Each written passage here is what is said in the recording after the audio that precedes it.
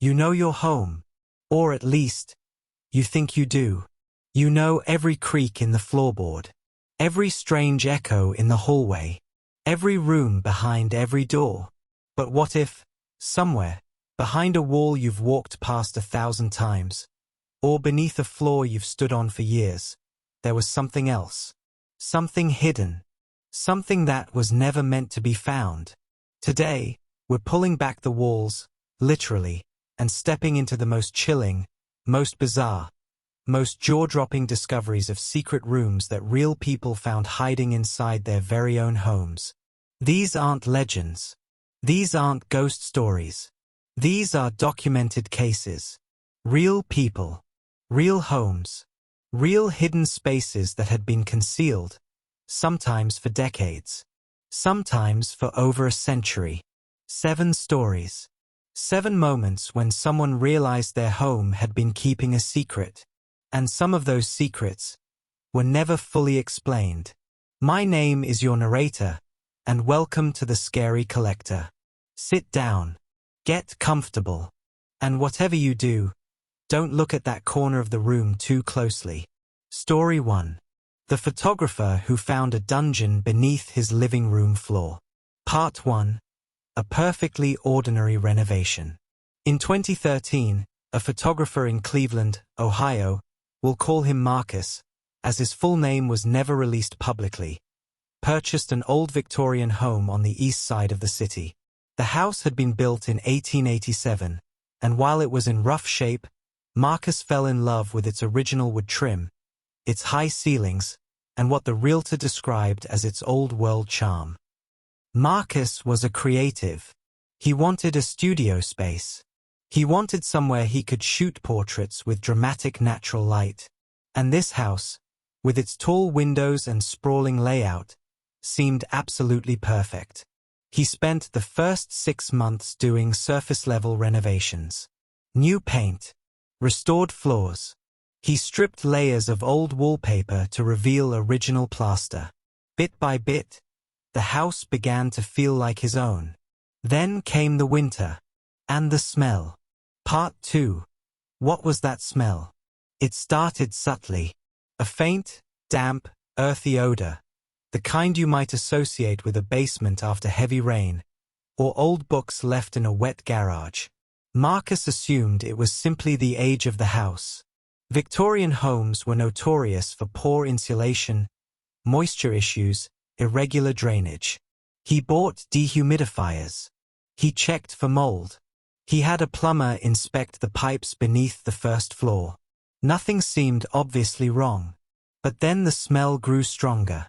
Not overwhelming, not yet, but noticeably more intense whenever he stood near the center of his living room. There was a particular spot, just in front of his couch, where the hardwood floor felt different. Not unstable. Not weak. Just subtly hollow-sounding when he walked across it. He knocked. The floor knocked back, with a deep resonance that sent a chill up his spine. Marcus assumed it was just a crawl space. Old houses often had them. Builders in the 19th century sometimes left airflow gaps beneath the floorboards. He wasn't prepared for what he found instead. Part 3. Beneath the living room. With the help of a contractor friend, Marcus carefully pulled up a section of the floorboard near that hollow-sounding spot. The wood came away easier than expected, almost as if it had been designed to be removed. As if someone had done this before. Beneath the board was darkness. But it wasn't the shallow darkness of a crawl space. A flashlight pointed down revealed a vertical drop, a proper shaft, bricked on all 4 sides, with a rusted iron ladder descending into black. The shaft was about 3 feet wide, more than large enough for a person to fit through. Marcus described the moment he first looked down as the most terrifying thing I've ever experienced. Not because of any immediate danger, but because his mind began racing with every possible explanation, and none of them were comforting. He called his contractor friend. Together, they descended. Part 4. The room below. The ladder descended roughly 12 feet before reaching a floor. And at the bottom was a room. Not a crawl space. Not a utility tunnel. A room. It measured approximately 15 feet by 20 feet. The walls were rough stone, original limestone, likely from when the house was first built. The ceiling was low, maybe 6.5 feet at its highest point. There were iron rings bolted into the walls at regular intervals. Not one or two. Dozens. The floor was earthen, packed dirt, with some areas showing signs of having once been covered with something. Organic material, possibly straw or rotted wood, had long since decomposed. In one corner, there was a wooden shelf, partially collapsed, but still holding a handful of objects. A rusted tin lantern, 3 glass bottles with cork stoppers, a leather strap, and what appeared to be a ledger of some kind. The pages had mostly disintegrated, but fragments of handwritten text were still visible. In another corner, bolted directly into the stone wall near the floor, were 2 pairs of iron shackles. Part 5. The history no one wanted to find. Marcus contacted the Cleveland Historical Society and later the Western Reserve Historical Society. Researchers who examined the space and the fragments of the ledger offered 2 possible explanations. The first was that the space had served as a stop on the Underground Railroad. Cleveland, Ohio was a critical transit point for enslaved people seeking freedom in Canada, and many private homes in the city contained hidden rooms for exactly this purpose. The iron rings and shackles, while disturbing out of context, may have served as structural anchors for makeshift beds or hammock-style sleeping arrangements. The second, darker explanation, one that couldn't be ruled out entirely, was that the space had been used for something far less noble. The shackles were in poor positions for Underground Railroad use, and certain markings on the wall, partially obscured by decades of grime, appeared to be scoring marks, the kind made by people counting days. Marcus chose to seal the room. He had the shaft filled with concrete, the floorboards replaced, and the entire living room refinished. He moved out 18 months later. He told interviewers he never slept soundly in that house again. He never fully stopped wondering what that ledger had said. Story 2. The couple who found a door behind a bookshelf, and a whole apartment behind that. Part 1. Moving into the big city. New York City is known for many things. Cramped apartments, eccentric neighbors, the feeling that your walls are just a little too thin, and someone is always just a little too close. But for Elena and Tom, a couple who relocated to Manhattan in 2008 to pursue careers in publishing, their newly rented brownstone apartment in the West Village felt like a dream. Pre-war architecture, high ceilings, built-in bookshelves that stretched from floor to ceiling along the entire western wall of the living room. They paid more than they should have for it, but it felt like a New York City story. A romantic, literary, classic New York story. It took them 2 years to realize they were sharing that story with someone else. Part 2. The draft in the books. Elena was an avid reader. The built-in bookshelves were one of the main reasons she'd fallen in love with the apartment. Over the course of 2 years, she filled them completely, organized first by genre, then alphabetically, then by color, in the way readers often reorganize books when they're anxious and need something to control. It was during one of these reorganizations, a rainy Sunday in October, that she first noticed the draft. It was subtle, a barely perceptible coolness that seemed to emanate from behind the books on the far left section of the shelving unit. She thought it might be a window behind the wall, poorly sealed, or perhaps a gap in the brickwork. She removed the books, all of them, and behind the lowest shelf, near the left side of the unit, she saw a seam in the wall. A vertical seam, running from floor to ceiling, and a horizontal one at floor level. Not a crack. A door. Part 3. The apartment behind the apartment. The bookshelf unit, it turned out, had been mounted on hinges. Concealed hinges, professionally installed, so that the entire left section of shelving swung outward, like a door in a movie set, like something from a mystery novel. Behind it was another apartment. Not a room. A full, multi-room space. A narrow hallway led to a small living area, a bathroom, with a functional toilet and a sink, and a bedroom. The windows had been painted over with black paint on the inside, rendering them opaque from both directions. The space was dusty but not abandoned feeling. There were items that didn't look ancient. A sleeping bag, a battery-powered lantern, a small stack of food tins, a few still sealed, a folding chair, a crate used as a makeshift table, and on the crate, a paperback novel, spine cracked from use. Elena described standing in that hidden space as feeling like she had walked into someone else's reality. Like she'd crossed through a mirror. Tom called the police. Part 4. What the police found. Officers who responded noted that the hidden apartment had clearly been occupied.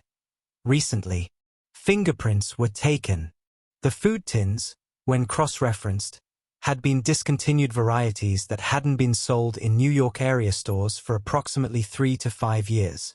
But the sleeping bag was newer, manufactured no earlier than 2005.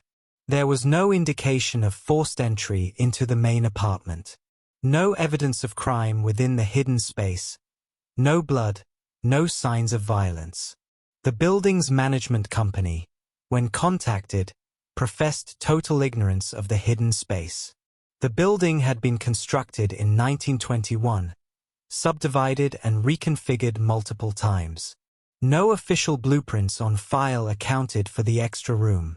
The most unsettling detail: investigators found that the hinged bookshelf could be opened from both sides. Whoever had designed it had ensured access from the hidden apartment into Elena and Tom's living room. The couple moved out within the week. Their lease was terminated without penalty by a building management company that, presumably, was very eager for the whole thing to go away.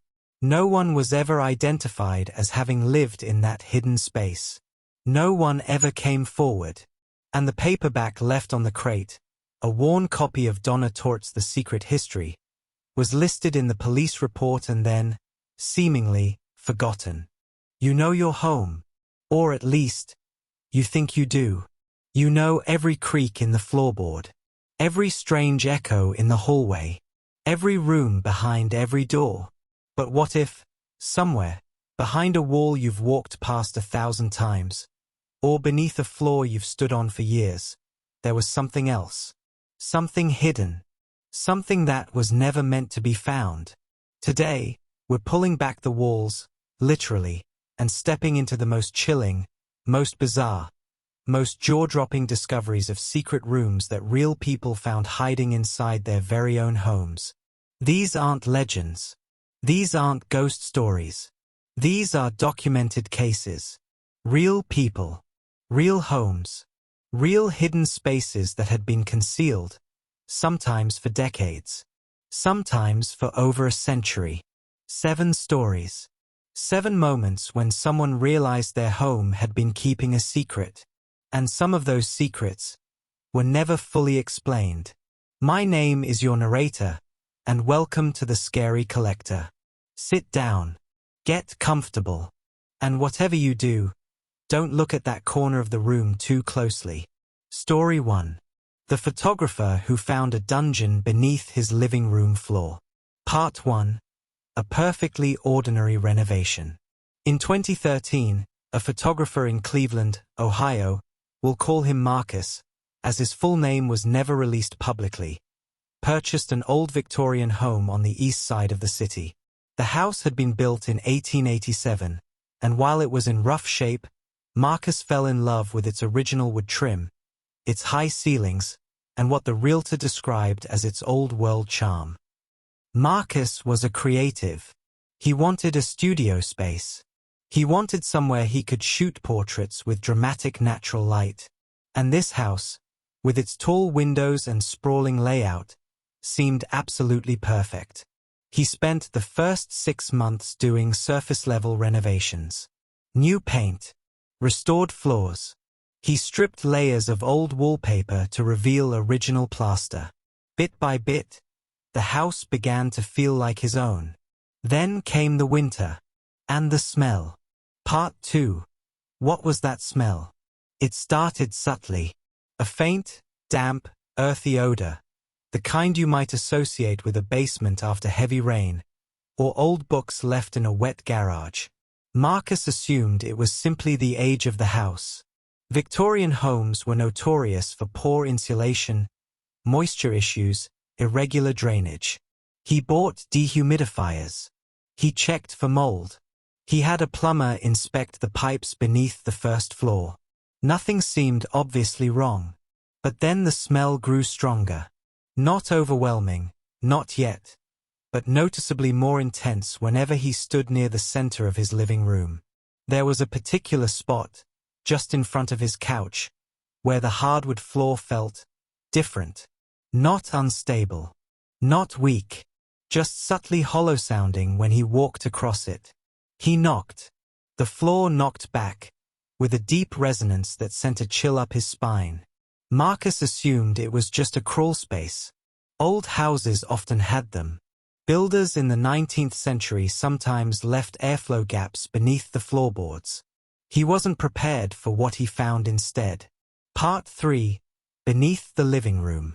With the help of a contractor friend, Marcus carefully pulled up a section of the floorboard near that hollow-sounding spot. The wood came away easier than expected, almost as if it had been designed to be removed. As if someone had done this before. Beneath the board was darkness. But it wasn't the shallow darkness of a crawl space. A flashlight pointed down revealed a vertical drop, a proper shaft, bricked on all four sides, with a rusted iron ladder descending into black. The shaft was about 3 feet wide, more than large enough for a person to fit through. Marcus described the moment he first looked down as the most terrifying thing I've ever experienced. Not because of any immediate danger, but because his mind began racing with every possible explanation, and none of them were comforting. He called his contractor friend. Together, they descended. Part 4. The room below. The ladder descended roughly 12 feet before reaching a floor, and at the bottom was a room. Not a crawl space. Not a utility tunnel. A room. It measured approximately 15 feet by 20 feet. The walls were rough stone, original limestone, likely from when the house was first built. The ceiling was low, maybe 6.5 feet at its highest point. There were iron rings bolted into the walls at regular intervals. Not one or two. Dozens. The floor was earthen, packed dirt, with some areas showing signs of having once been covered with something. Organic material, possibly straw or rotted wood, had long since decomposed. In one corner, there was a wooden shelf, partially collapsed, but still holding a handful of objects. A rusted tin lantern, 3 glass bottles with cork stoppers, a leather strap, and what appeared to be a ledger of some kind. The pages had mostly disintegrated, but fragments of handwritten text were still visible. In another corner, bolted directly into the stone wall near the floor, were 2 pairs of iron shackles. Part 5. The history no one wanted to find. Marcus contacted the Cleveland Historical Society and later the Western Reserve Historical Society. Researchers who examined the space and the fragments of the ledger offered 2 possible explanations. Story 4. The French couple whose house was built around a medieval prison cell. Part 1. A house with deep roots. In the village of Saint-Hilaire-du-Harcouët in Normandy, France, a couple, Henri and Marguerite Beaumont, had lived in their stone farmhouse for over 30 years. The house had been in Marguerite's family for generations. Her grandmother had been born there. Her great-grandmother had raised 7 children within its walls. The house was old, genuinely old, in the way that French rural structures often are. Parts of it predated the French Revolution. The cellar, everyone had always assumed, was a wine storage area, as cellars in Normandy farmhouses almost universally are. Henri retired in 2009. With time on his hands, he began a project he'd long planned, restoring the cellar for proper wine storage. He wanted to install proper shelving, proper temperature control, proper lighting. He hired a local mason to help with the stonework. The mason, on his second day of work, came upstairs white-faced and asked Henri to come look at something. Part 2. The wall that wasn't a wall. In the furthest corner of the cellar, partially obscured by decades of accumulated shelving, old furniture, and the general detritus of a family spanning multiple generations, the mason had noticed something during his structural assessment.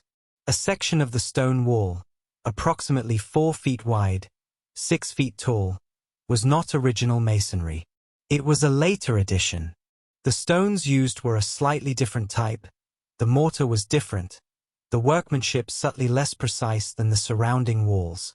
Someone had filled in an opening at some point in the house's history. With Marguerite's permission, Henri had the false wall carefully removed. Stone by stone, the opening was revealed. Behind it was a passage, narrow, barely shoulder width, that led approximately 8 feet before opening into a chamber roughly the size of a small bedroom. The chamber was entirely hewn from bedrock. No mortar, no brick, just carved stone. In the chamber's walls were 4 recessed areas, almost like standing-height alcoves, each with iron rings cemented into the stone at wrist and ankle level. A single iron door, long since rusted from its hinges, lay on the floor of the chamber. Cut into the stone near the entrance, at eye level, was a small carved cross, and beneath it, a date, 1347. Part 3. Medieval History Made Flesh. Archaeologists from the University of Caen were contacted. What they found was remarkable. The chamber was almost certainly a detention cell, used either by a local feudal lord or, possibly, by ecclesiastical authorities during a period when religious courts maintained their own incarceration facilities independent of civil authority. The date carved into the stone, 1347, corresponded with the height of the Black Death in Normandy, a period of significant social upheaval and, not coincidentally, of intensified religious persecution. Analysis of the stone walls found traces of organic material, residue from torches, evidence of prolonged human habitation. The recessed alcoves with iron rings were consistent with restraint of prisoners. Most disturbing to the archaeologists, in one corner of the chamber, carved into the floor in a style consistent with medieval practice, was a series of figures. 37 figures, each representing one day's passage. Beneath them, a partially illegible inscription in medieval French. The fragments that could be read translated, roughly, to, "God has forgotten this place." Marguerite, upon hearing this, reportedly wept. The chamber was sealed, not destroyed, but properly documented and resealed per the recommendations of the archaeological authority. It was registered as a historical site. Henri and Marguerite continue to live in the house. Marguerite says that knowing it is there, knowing what happened there, makes the house feel different, heavier. But it is still my home, she told a regional newspaper. All of history has weight. I would rather know than not know. Story 5. The teenager who found a diary, and the room the diary was hidden in. Part 1. A normal suburban house. Some stories of hidden rooms come with obvious warning signs. The Victorian house with a strange smell. The old farmhouse with bricked-up doorways. The basement that doesn't quite match the floor plan. And then there are the stories that happen in perfectly ordinary suburban houses. Built in 1978. 3 bedrooms, 2 baths. Attached garage. Cul-de-sac. The Harrington family moved into exactly this kind of house in Plano, Texas, in 2015. It had been owned by the same couple since it was built, the Hendersons, who had finally moved into assisted living at the ages of 83 and 81, respectively. Their children had handled the estate sale. The Harringtons, parents Alan and June, their teenage son Caleb, were the second-ever owners of the house. It had one owner before them, one family, for 37 years. And those 37 years had left something behind. Part 2. Caleb's Discovery. Caleb, 16 years old and assigned the largest of the 3 bedrooms, spent his first weekend in the new house arranging his room. He pushed his desk against the wall. He mounted his gaming setup. He arranged his books on a shelf. And then he noticed that his closet was smaller than it appeared from the outside. It's the kind of thing most people never notice. We accept rooms at face value. A closet is a closet. But Caleb had a particular mind, spatially aware, mildly obsessive, the kind of kid who had memorized the square footage of their previous house for no particular reason. And the closet, he was certain, was at least 4 feet shorter than it should have been based on the exterior wall. He measured it. He was right. There were 4 feet of space that the closet simply didn't account for. He pressed on the back wall. He knocked. He examined the baseboard. And in the bottom right corner, where the baseboard met the wall, he found a small latch, painted over, almost invisible, mounted at floor level. He pulled it. The entire back wall of the closet swung open. Part 3. The Room and the Diary. The space beyond was small, barely 4 feet deep, running the full width of the closet. A gap room. A void between walls. It was carpeted. Pink carpet. The faded shade of something installed in the early 1980s. The walls had been covered in now yellowed paper, not wallpaper, but pages of paper, pinned or glued, covered in drawings and handwriting. The drawings were of flowers, animals, clouds. The handwriting was a child's cursive, neat, careful, practiced. Against the far wall sat a wooden crate. On the crate, a doll, a small stuffed bear with one button eye, and a composition notebook. The black and white marble-covered kind sold in every school supply section across America. Caleb brought the notebook to his mother. His mother opened it. And then she sat down very slowly on the floor and didn't speak for several minutes. Part 4. The Words in the Notebook. The diary belonged to a girl named Petra. Based on internal references in the writing, school grades, teachers mentioned by name, holidays described, the diary appeared to span from approximately 1981 to 1983. Petra would have been approximately 7 to 9 years old during that period. The entries were mostly the ordinary documentation of a child's life. Homework, friends, a dog named Biscuit, arguments with a brother, Christmas and birthday wishes. The particular texture of childhood rendered in second-grade handwriting, but scattered throughout the diary, written in the same neat, careful hand, were references to the hidden room. Petra called it her secret place and her safe room. She described spending time there when she was scared, when things at home were bad, when she didn't want anyone to find her.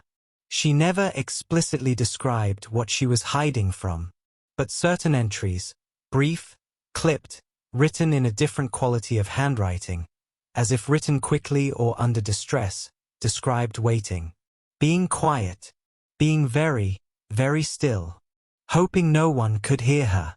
The last entry was dated March 14, 1983.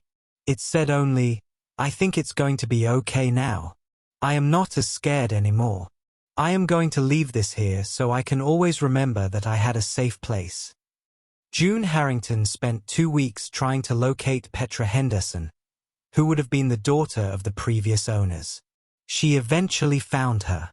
Petra was living in Austin, Texas. She was 39 years old. June mailed her the diary. She received a brief handwritten note in return, which said, "Thank you. I forgot that room existed. I had forgotten a lot. The diary is helping me remember things I needed to remember. Please take care of the house. It protected me once." The Harringtons kept the room intact. Caleb uses it as a small reading nook now. He says it feels important to use it for something good. Story 6. The man who found a 1940s fallout shelter. Fully stocked, perfectly preserved. Part 1. The House on the Hill. In 2018, a software engineer named Patrick bought a mid-century modern home on a wooded hillside outside of Portland, Oregon. The home had been built in 1952, part of that post-war burst of suburban development that reshaped American residential architecture, and it retained much of its original character. Clean lines, flat roofline, large glass windows facing the Pacific Northwest tree line. Patrick was a history buff as much as he was a technology professional. He loved the era the house had been built in. He loved the idea of living inside a piece of American mid-century life. He had no idea just how much of that mid-century life was still preserved underneath his backyard. Part 2. The Door in the Hill. Patrick's property extended down a wooded slope behind the house. He spent his first summer doing landscaping, clearing brush, laying garden beds, building a small deck. It was during the brush clearing that he found it. A metal door, set directly into the hillside, almost completely obscured by decades of overgrown vegetation. Blackberry vines, ferns, moss, so thoroughly consumed by the landscape that it had become, functionally, invisible. The door was approximately 3 feet wide and 5 feet tall. It was made of heavy-gauge steel, painted olive green, military surplus green. Patrick would later describe it. The paint had corroded and faded, but the door itself was structurally sound. It was secured by a padlock that had rusted solid. Patrick researched the property's history. The house had been built by a retired military officer, a colonel who had served in the Pacific Theater during World War II and had returned home in 1946. He had died in 1979. His family had sold the property. It had changed hands several times since. No one had mentioned a door in the hillside. Part 3. Inside the shelter. A locksmith removed the padlock. Patrick pulled the door open for the first time. He estimated, in perhaps 40 years. The shelter beyond was a marvel of Cold War paranoia rendered in concrete and corrugated steel. The main chamber measured approximately 20 feet by 30 feet. The ceiling was reinforced with steel I-beams. The walls were insulated. A ventilation system, hand-crank operated, of a design popular in the 1950s, was still functional, though the crank mechanism required significant lubrication. Along one wall, shelving units, floor to ceiling, stocked with canned goods. The cans, while long past any reasonable consumption date, were almost all still sealed. Hundreds of them. Corn, beans, peaches, meat products. Labels from brands that no longer existed, in packaging designs that felt like artifacts. A medical kit, mounted on the wall in a locked steel box. Fully stocked, though the medications within had long since degraded. 2 bunk beds, folded flat against one wall and secured with brackets. A hand-crank radio, positioned on a small wooden desk, beside a logbook. The logbook contained the colonel's notes, inspection records, inventory updates, maintenance logs. The last entry was dated June 17, 1971. It read, "All systems functional. Provisions restocked. Ventilation checked. God willing, this room will never need to be used." In the far corner, in a waterproof container, Patrick found a leather-bound family photo album. Photographs of the colonel's wife, his children, his grandchildren. A life, a family. A man who had survived a war and come home and spent the next 20 years quietly, carefully building a sanctuary against the apocalypse he feared was coming, and who had, in the end, died before the Cold War ended, never needing to use the room he'd built. Patrick preserved the shelter exactly as he found it. He worked with the Oregon Historical Society to have it properly documented. He uses it now as a private reading room. He had a comfortable chair installed. A small lamp. He kept the colonel's logbook on the desk. It felt disrespectful to change it too much. Patrick told an interviewer. Someone built this out of love. Out of fear for the people they wanted to protect. I think that deserves to be honored. Story 7. The woman who found a room, and evidence that someone was still using it. Part 1. Moving in alone. This is the story that people most often share at night. The one that sits with you longest. Because unlike the history of a medieval dungeon or the legacy of a Cold War shelter, this story is about the present tense. Sandra moved into her new home, a detached 2-story house in a small town in rural Georgia, in February of 2016. She had recently divorced.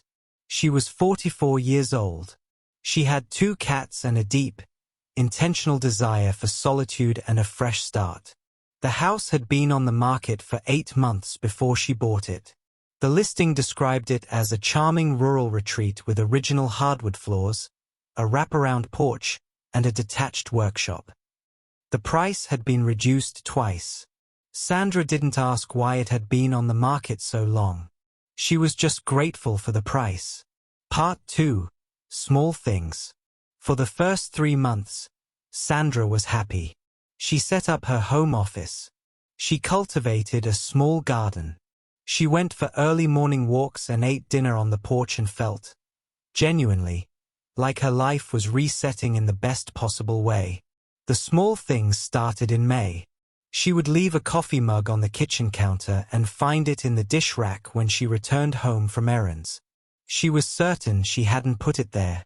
She assumed she had, and simply forgotten. She would notice, occasionally, that the thermostat had been adjusted by a degree or 2. Again, she assumed she'd done it in the night, half asleep. Her cats, who were otherwise placid, indoor animals, began behaving strangely around one particular area of the house. The hallway that connected the kitchen to the back of the house, where a large antique wardrobe stood against the wall. They would sit and stare at the wardrobe. They would refuse to walk past it after dark.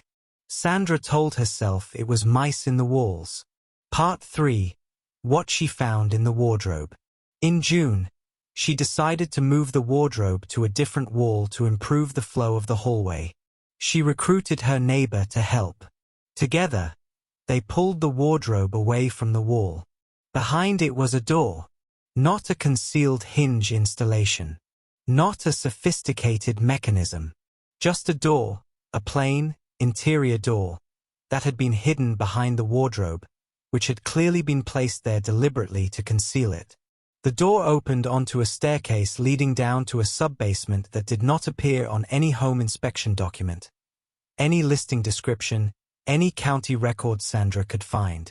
The sub-basement was a single room, roughly 15 feet square. It had a concrete floor, bare concrete walls.